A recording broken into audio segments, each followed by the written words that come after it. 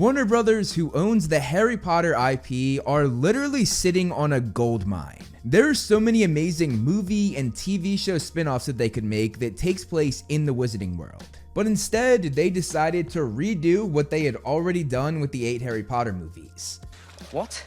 Now, don't get me wrong, I am very excited for this rebooted show, and I will be watching it and I will be covering it on this channel. But when it was announced that there was going to be a new Harry Potter project and we didn't know what it was, I started thinking about all of the amazing things this project could be. Since we didn't get any of the ideas that I had, I thought, why not make a video and share the thoughts I had in that moment. So today we're gonna go through 8 Harry Potter spin-offs that I would be really excited to see. If you enjoyed this video, please consider liking and sharing. It will greatly help to grow and sustain the channel. And if you like what you see, hit that subscribe button, and you can also follow me on all of my other social medias, all of which are linked down below, and all of which house similar content that I make here on this channel. Now that I've said that, let's get into it. One of the coolest ideas I had was a Mad-Eye Moody spin-off series. I think it would be so cool to follow the career of the greatest Auror in history while in his prime. To be honest, we don't know that much about the day-to-day work life for Aurors. We saw a small glimpse with Kingsley fake hunting Sirius Black,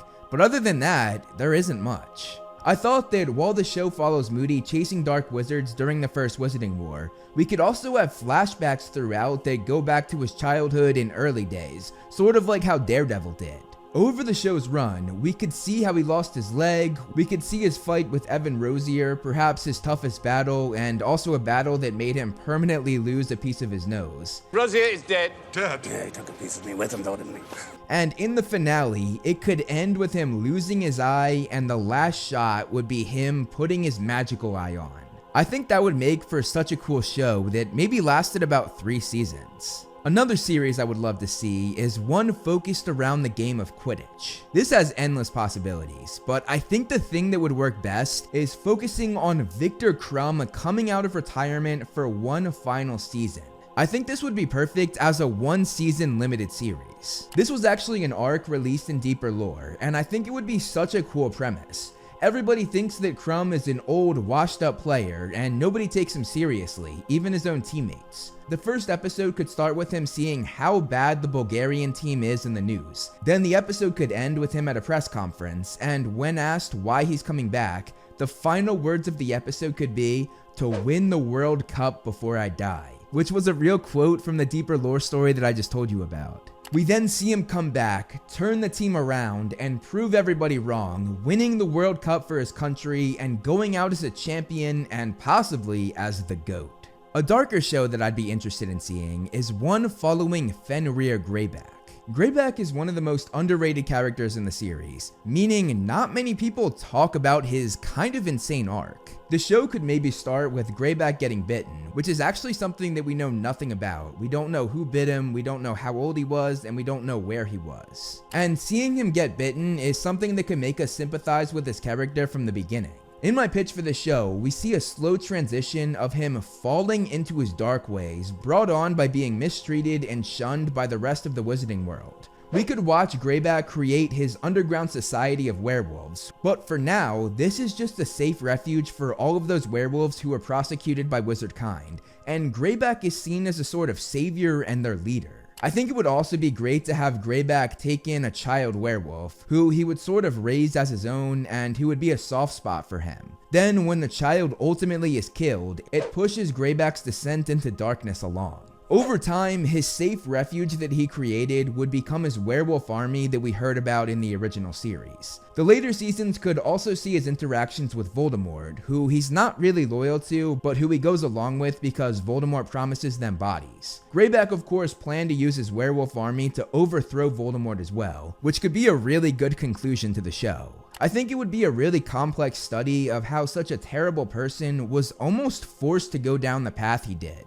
Another cool premise that I have is the last real Triwizard tournament before it was cancelled. The big pitch for the show is that a student died during this tournament. If chosen, There's no turning back. It would be great to see some other schools besides the 3 we saw in the Goblet of Fire, like Mahuto Koro in Japan, Wagadu in Africa, Castelo in Brazil, or Ilvermorny in America. We don't know anything about this tournament other than the fact that a student died, so you have full freedom to write a gripping story with very little ties holding you down. I think this would be perfect as a 1-season limited series. Only one will hoist this chalice of champions, but Triwizard Cup. A show about the Ministry of Magic was another idea that I had. This could be a more serious political series similar to Andor in the Star Wars universe. Or just throwing it out there, it could be more like The Office or Parks and Recreation. Personally, I would much rather have the more serious political drama though. It might be cool to focus on the creation of the Ministry of Magic and why it was made in 1707, or it could cover the era where the Ministry adopted Azkaban and the Dementors as their prison and their guards, which was filled with an insane amount of corruption that we know of in deeper Harry Potter lore. Or it could even focus on the Ministry during the time period of the 7 books, or after the 7 books when Kingsley took over. There are endless possibilities for a Ministry of Magic show, as it spans over 300 years. Your ministry remains strong. One of the most popular ideas for a spin-off series, which at this point has been talked about for decades, is a series focusing on the Marauders. We know just enough about this friend group that it makes people literally obsessed with them, but not enough that it would be repeating what we already know. There's a lot of leeway with the writing.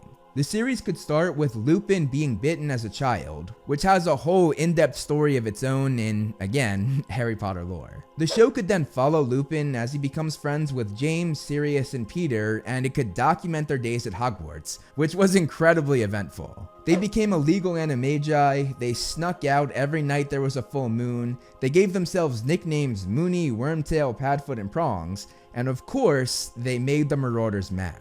You could also add arcs with Snape and Lily, plus many of the Death Eaters who Snape hangs out with, like Mulciber, and earlier in their school days, Lucius Malfoy. I envision the show ending with all of them graduating Hogwarts, and then being asked to join the Order of the Phoenix by Dumbledore. It's honestly the most slam dunk idea in this entire video, and I'm not gonna lie, when they said that there was a new Harry Potter project coming, I absolutely thought that it was going to be a Marauder series, but it's not. Now I'm really depressed. Another show that I would love to see is a show about Tom Riddle and his descent to becoming Lord Voldemort. I might be biased because Voldemort is my favorite character. I know, hot take. But it is absolutely something that fans want to see.